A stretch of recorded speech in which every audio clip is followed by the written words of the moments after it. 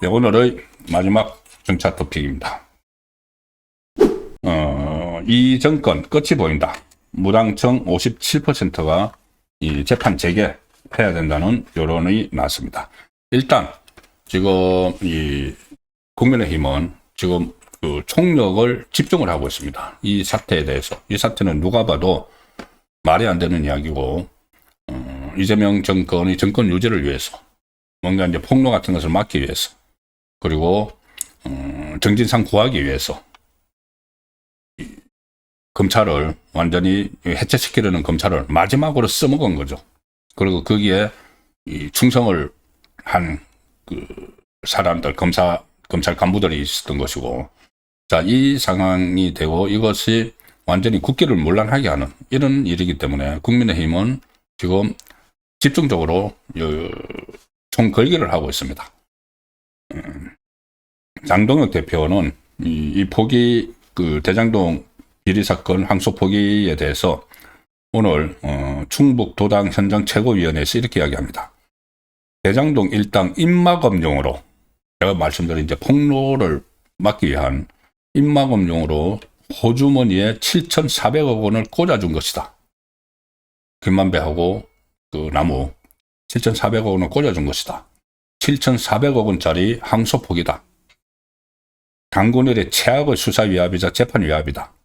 이재명은 당군일의 최악의 이익 환수라고 했지만은, 당군일의 최대의 이익 환수라고 했지만은, 당군의 최악의 이 수사 위압이고 재판 위압이다. 그리고 이재명의 아바타 정성호가 이번 항소 포기 위압 작전을 직접 지휘했다. 명백한 직권 남용이자 탄핵 사유다. 탄핵 사유죠. 이거 정성호, 이재명 다 탄핵 사유죠. 근데 정성호는 탄핵 발의를 하면 됩니다. 왜 탄핵 발의를 말만 하고, 저번에 조윤철 법제처장도 탄핵 발의 말만 하고 안 하면 안 됩니다. 발의할 수 있습니다. 장관급은 이 탄핵 발의는 전체 국회의원 300 중에서 3분의 1이면 탄핵 발의는 합니다. 처리는 가반이 돼야 되지만은 탄핵 발의를 해서 국민에게 알려야죠. 이 탄핵감이라는 거. 이재명은 탄핵 발의도 못 합니다. 탄핵 발의가 가반이죠. 그래서 가반이 안 되기 때문에 탄핵 발의를 못 하지만 탄핵 소추안을 쓸 수는 있죠. 탄핵 소추안을 만들어야 됩니다. 이재명이 왜 탄핵을 당해야 되는지. 그렇지 않고 그냥 이 상황을 중계방송만 하듯이 막 비난만 하고 이러면은 결국 우습게 보는 거죠. 뭔가 행동을 해야 되는 겁니다. 그래서 탄핵 발의, 그 정성호, 조준철에 대해서 하고, 이재명에 대해서 탄핵 소추문도 쓰고, 그런 노력이 필요한 겁니다. 실제로 행동을 해야 되는 거죠. 그리고 장동혁 대표는 이재명이라는 종착역으로 가는 대장동 길을 이번에 막아버렸다. 8천억 원에 가까운 대장동 저수지를 물 한 바가지 퍼내고 그대로 덮었다. 물 한 바가지 428억이죠. 부정한 거. 주진우 의원은 오늘 법률위원장이죠. 주진우 의원은 오늘 이렇게 또 계산을 합니다. 뭐냐면은, 검찰은 김만배에게 범죄 수익금 6,112억 원 추징을 구했지만 1심은 뇌물과 관련된 428억 원만 추징하겠다고 했다. 돈으로 따졌을 때 5,500억 원의 차이가 나는데, 자, 김만배 씨는 징역 8년만 살고 놓으면은 평생 떵떵거리면서 산다. 그런데 5,500억 원 차이가 나는 5,500억 원은 1년에 계산을 하면은 735억 원 가량이다. 8년 형을 받았으니까는 735억 원인데, 이걸 계산을 하는 거는 하루에 2억 원이 조금 넘는 돈이다. 감옥에서 하루 2억 원씩 버는 셈이다. 자, 이렇게 해서 그 본인은 8년 살아도 하루에 2억 원씩 생기는 거죠. 원래 이게 다 추징을 당했어야 되는데, 그걸 추징을 안 하니까 2억 원씩 버는 셈이죠. 그러면은 김만배가 폭로 같은 것을 할 필요가 없죠. 8년 살고 나오면은 6천억 해골이 되는데, 아니, 그리고 8년 다 안 살 수도 있습니다. 이재명이 중간에 사면해줄 수도 있습니다.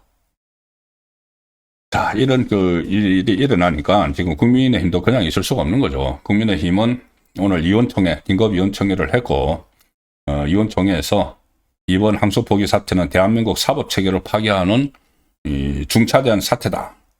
그리고 의원들이 대부분 그런 인식에 동의를 다 했습니다. 정성호, 노만석, 그걸 비롯한 항소포기 위약과 관련된 관계자 전원이 사퇴해야 된다. 그리고 또 내일은 그 국민의힘이 법무부 그리고 대검을 항의 방문을 해서 현장에서 규탄 대회도 합니다. 그리고 모레 또 규탄 집회를 고려를 하고 있는데 이게 이제 시작입니다. 이 지난 주말에 이런 일이 발생을 했고 그 토요일이죠. 11월 7일 자정 그 금요일 밤이죠. 그때 이게 그 항소 포기가 결정이 됐고 주말 사이에 여러 가지 이 정언들 폭탄 발언들이 나오고 오늘도 이어졌는데 이게 지금 시작되어 있는 단계죠. 어디까지 갈지 모릅니다. 자, 그리고 국민들이 이걸 지켜보고 있습니다. 그래서 오늘 포기 단계인데 오늘 천지일보 여론조사가 하나 있습니다. 천지일보가 조사를 한 결과를 보면은 국민 절반 가까이가 이번 항소 포기는 부적절하다. 부적절한 결정이다. 이렇게 평가를 했습니다. 8일부터 9일까지니까 막 발생을 하고 나서니까 아직 이게 확산이 안 됐을 텐데 그때 조사로만 해도 이 항소 포기가 부적절하다는 응답이 45.4%, 적절한 결정이다는 38.8%. 이재명의 지지자들도 심지어 이게 부적절하다는 응답을 많이 한 걸로 나타났죠. 왜냐하면 이 조사에서 이재명 국정수행 지지율은 52.5%가 나왔는데 이것을 그 항소 포기가 적절했다. 그러니까 이재명 지키기를 위한 거죠. 그게 38.8%니까 52.5가 지지율인데 38.8%가 적절한 결정. 이렇게 하면은 이재명을 지지하는 사람들도 이거 재판 그 항소 취소는 이건 잘못된 거야. 이렇게 판단을 하고 있다는 이야기가 되는 것이죠. 자, 이 상황에서 제가 계속 관심을 가지고 말씀드리는 것이 이재명의 그 재판 재개. 자, 이렇게 되면은 이재명도 대장동 재판 받으라. 이재명은 지금 빠져 있으면서 자, 같은 대장동 사건 재판이죠. 근데 이재명과 정진상이 공범이 돼서 받고 있는 재판은 이재명은 빠져나오고 지금 정진상만 이제 막 시작을 했습니다. 그리고 대장동 민간업자들하고 성남도시개발공사 사람들은 1심이 나왔죠. 그런데 1심에서 무려 390번이나 이재명의 이름이 나왔습니다. 선고문에서. 한 700쪽 되는 선고문에서 390번이나 이재명의 이름이 나오고 곳곳에 그 성남시 수뇌부가 지시하고 승인하에 이루어졌다. 다 했으면은 성남시 수뇌부를 재판에 넘어가 있는데 재판을 해야죠. 이재명하고 정진상. 이재명은 빠져나가 버렸지 않습니까? 그래서 재판을 속행해야 된다는 여론이 더 이제 빗발치고 있는 것이죠. 조금 전에 말씀드린 천지일보 조사입니다. 코리아 정보 리서치에 의뢰한 조사에서 이재명 임기 중에 재판 재개가 필요하다는 응답이 47.5, 그리고 불필요하다는 비율은 45.6.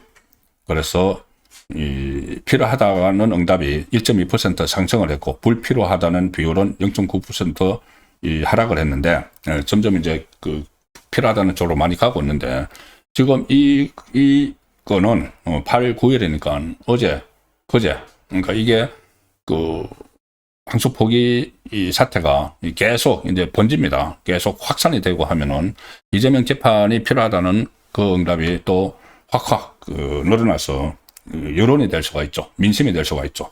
특히 이 정당 지지별로 보면은 응답자 중에 국민의힘 지지층의 88.5%는 재판 재개해야 된다. 10명 중에 9명이죠. 개혁신당, 그러니까 그 이준석 당, 여기 지지층은 80.3%, 10명 중에 8명이 재판을 해야 된다고.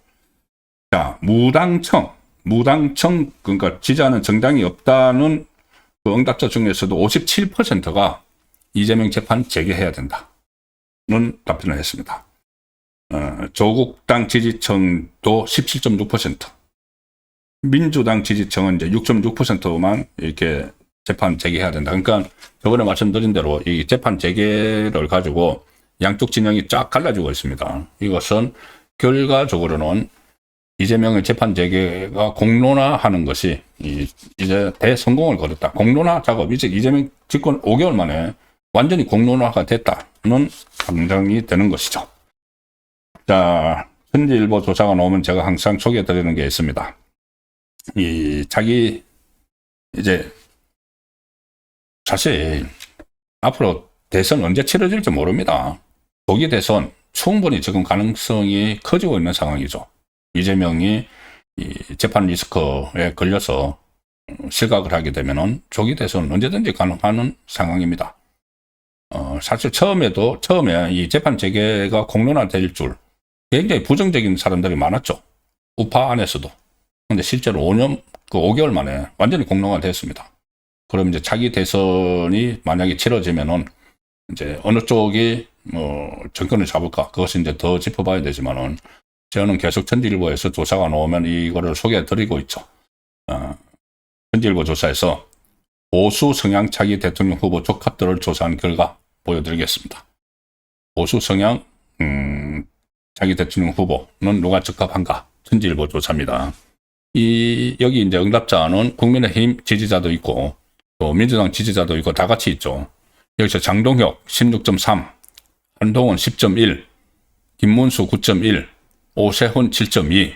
그런데 언제부턴가 새로운 다크호스 2명이 계속 등장을 하죠.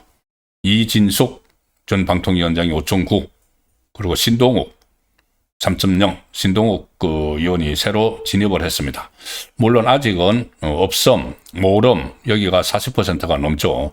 그렇지만 어쨌든 현 추세는 이렇다는 말씀을 드리는 것이고, 중요한 건 국민의힘 지지층에서 저 사람들 중에 누구를 지지하느냐. 저 지지율은 전체 응답자를 다 합한 것이고, 국민의힘 지지층만 놓고 보면은 장동혁 대표가 35.2 압도적인 선두를 보이고 있다.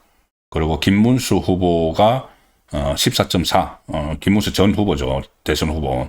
그리고 한동훈이 12.7, 오세훈 12.1.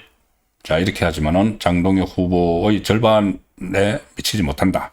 지금까지는 추세가 그렇습니다. 항상 차기 대선 주자 여론조사가 나오면 저는 계속 소개를 드리겠습니다. 준비를 하고 있어야 된다는 생각을 하기 때문입니다.